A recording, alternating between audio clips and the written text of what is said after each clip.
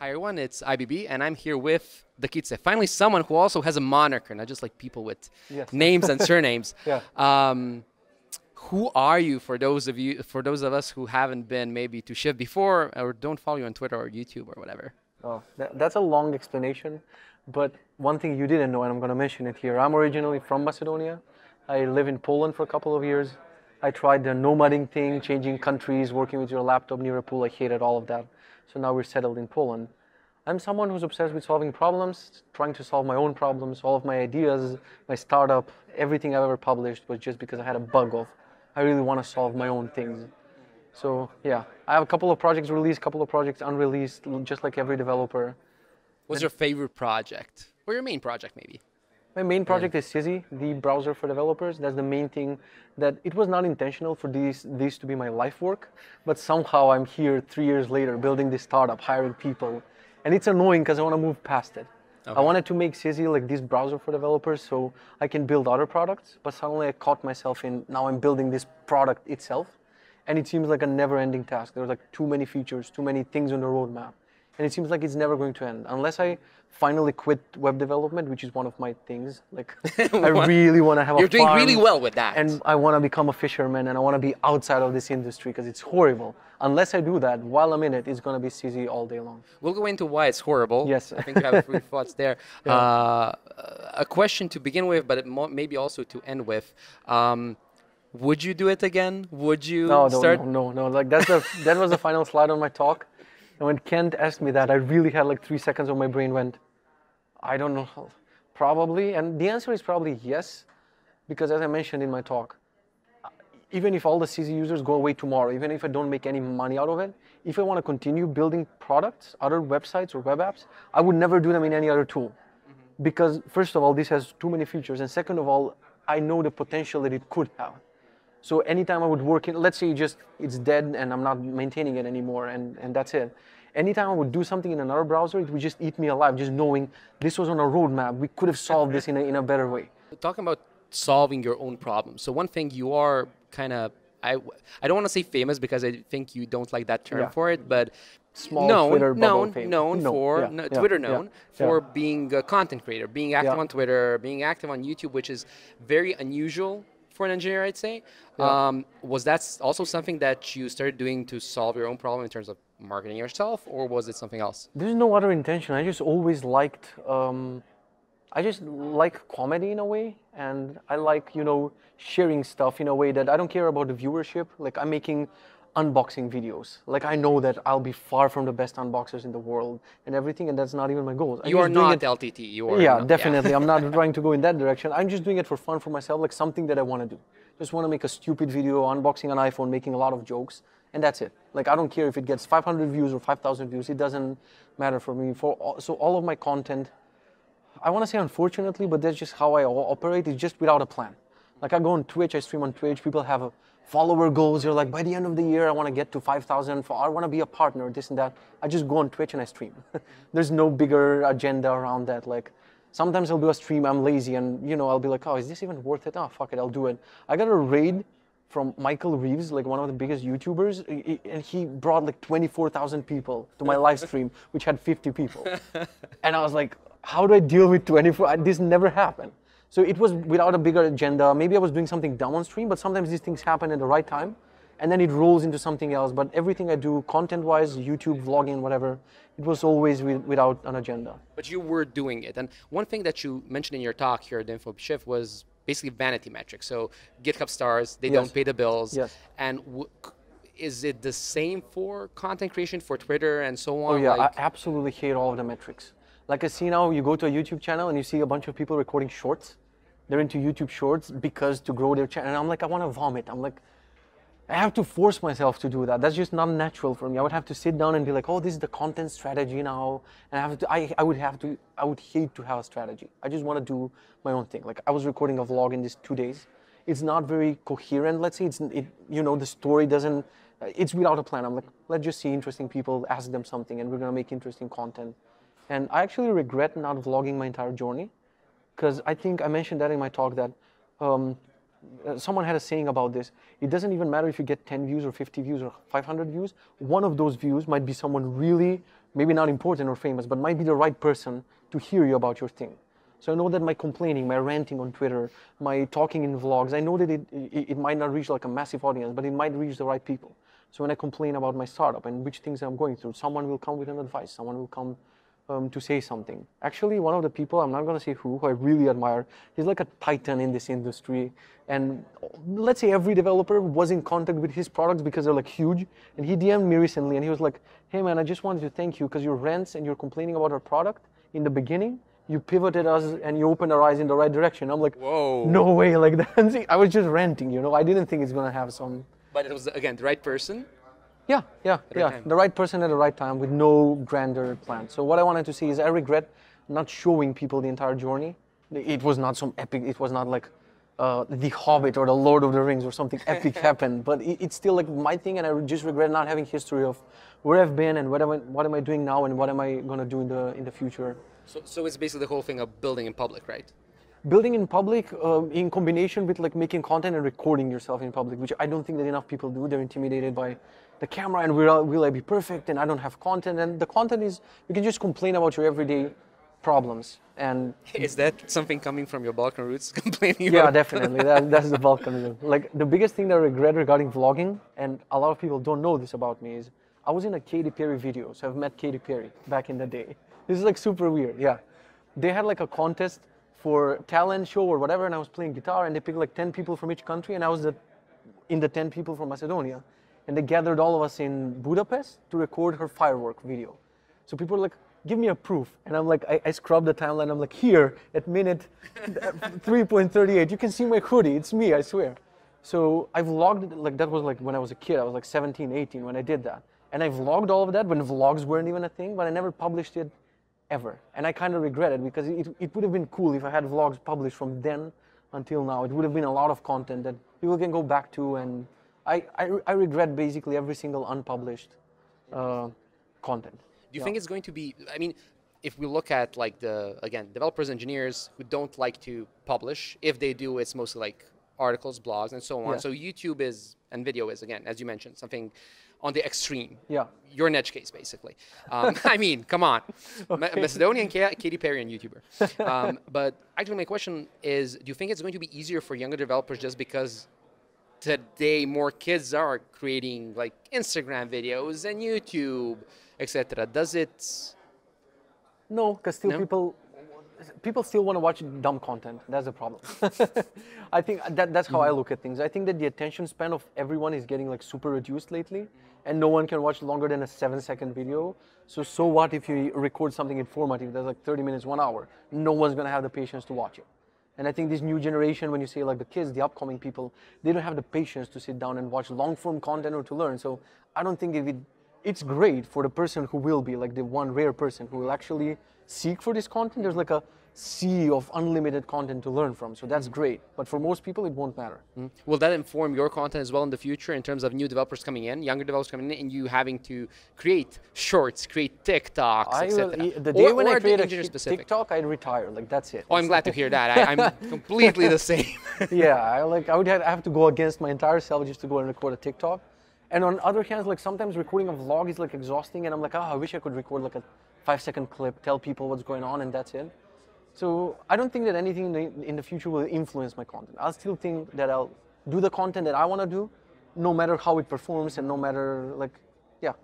It sounds a little bit selfish and stupid, but it's the way I work, and that's it. It does lead to my next question in terms, does it mean that if you're, again, a technical person who wants to create YouTube audio content, etc., you do have to be a bit of a performer in some ways? As you mentioned, you were into comedy and so on. Yes. Should engineers who don't have that performing edge try video at all, or should they maybe try performing before? Does it inform one the other? What are your thoughts? I don't know. I've seen some cringy content in the web development world, and they still make insane amount of numbers. Like when I see the numbers, I'm like, how did this person with this person wasn't supposed to be in front of a camera, how do they do this? So it seems like people because it was useful content, in your opinion? Might have been useful, or people just seek for any content. Like if you're into Next.js, you would want to see people talking, rambling, whatever about. Like one of my most popular videos where in 2018 I started recording like the reason why I don't like Gatsby or why I started using TypeScript. Those were up there. So if I went by metrics, I should have converted my channel, no vlogs, no nothing, just developer content. I was one of the first ones who started doing this. But then in the next few years, I just did a bunch of things. This space, it's not saturated, it's far from saturated. There's too many developers talking about these things right now. And anytime I feel the guilt, I'm like, oh, maybe I should do this. And I'm like, but I should force myself to sit down now and talk about this is why Next.js new update is great or whatever. I would have to force myself. It would bring viewers, it would bring marketing. I just don't want to do it. So how does your plan for creating content look now? You said you have no plan, do you? Yeah. Where's your plan as far as production goes? You said you were doing a vlog. Now is it doing? My question basically, instead of looking at Vantimetrics, do you have like goals in terms of content production? I want to do a weekly video. I don't. That's the thing. It's like this wave. Like in the middle of the year, in the beginning of the year, I recorded a video. I was pumped about talking about productivity and habits and life hacks more than web development. And I recorded a video telling everyone how I'm pumped. And this year, I'm gonna fill their heads with a bunch of content. 7 months, I haven't uploaded nothing, not a single video. So, you know, sometimes I get in this phase of like, I'm gonna plan my content. I hired a video editor who's currently editing like a couple of videos. And I just don't know what happens. And in some periods, it will just be gone. And I don't feel, maybe not motivated. Maybe the entire working at a startup, having a startup, is just drowning everything else. Like I just rented an office so I can be by myself, to not work from home, just so I can be like, yeah, my creator space. That was my idea. But still, these days I've been going to the office. There's no time to create. Like I just hop on Slack and suddenly fires everywhere. This person wants this person does that, a customer emailed that, someone emailed that, this broke, the credit card expired. Like constantly and I'm like, okay, let me just finish this and then I'll do it. And then you see it's like, oh, I need to go home now. What do you think would help you? I'm interested because one of the things that we do alongside creating content is we help developers write content. We do workshops for developers. Yep. What do you think would help you do video more? Is it just having maybe dedicated people that are helping you? Is it you focusing more on the content and letting someone else focus on the company? Yes, someone needs to delegating. Yeah, someone needs to run the company properly. But as I said in the talk, like this requires money. So I cannot just easily go and hire a CEO, or I cannot hire someone. These people are expensive. So right now, my wife, who has this hybrid role in the company, like after the bus thing almost happened, I think you have to explain the bus thing though. Yeah, so I have to explain that from this stress, I just hired a new person. And he's amazing. He's an amazing coder and everything, and he will add a lot of value. But I hired him to like push myself a bit more to either make something really big or just crash. Because I'm tired of, you know, just pedaling in the middle. And it's like, oh, this brings money and it's great and we can live on it. I'm like, I want to do something super great or crash. But I didn't know the effect it's going to have on me, that this person requires more maintenance and meetings and talks. Like constantly there's like new work that you have to, and he's a machine. Like you plan a work for 2 days and in half a day he'll be like, done, give me more. And it's like, oh, I just wanted a break. I don't have time to give you more work. Yeah, come on. exactly. So I just created more stress for myself, and I woke up to do my conference talk at 4 a.m. My brain was like, wake up, I got your entire talk ready. And I'm like, it's 4 a.m., fuck. And I don't know if I can swear on your podcast, but sure, you can bleep sure it out, you can. it's fine. Don't go for it. So yeah, I was rushing with my talk to finish in the first part of my day, and then I was rushing to work, to the office. And I was listening to a podcast, something about a product that could potentially disrupt customer support. And I've started building something like that, and my energy in me was like too hectic, and I didn't stop at an intersection. And when I just looked right, I see this bus like very close to me.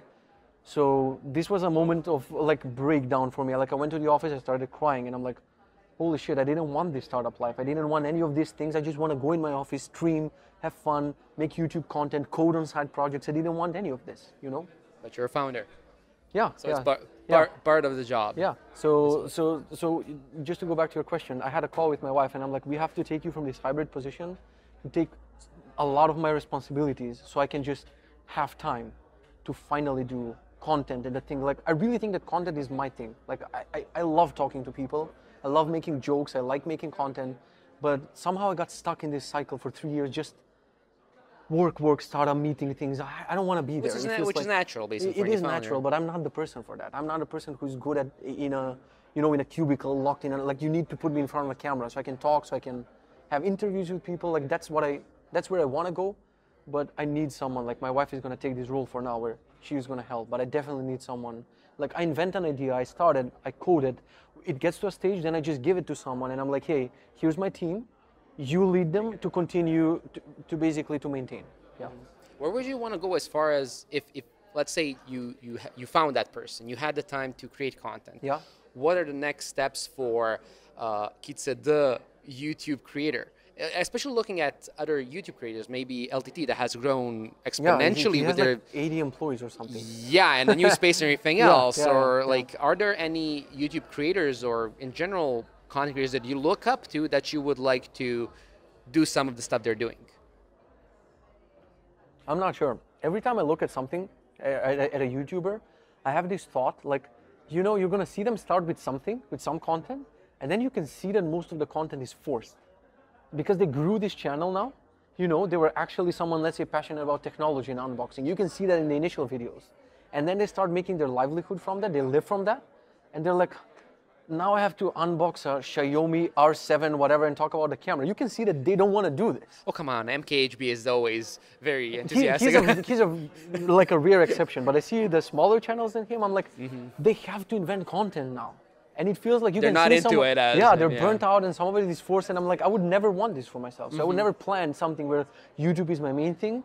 YouTube will always be just covering the things that I do in life, whether it's my life, my work, my startup, a product. And I still haven't found that formula. I have too many channels. I want to do music. I want to do comedy. I want to do this. I want to do that. And I've never found like how to, you know, strategically distribute that content. So for now, I just put everything on my main channel and no particular goal or anything that I would want to do more.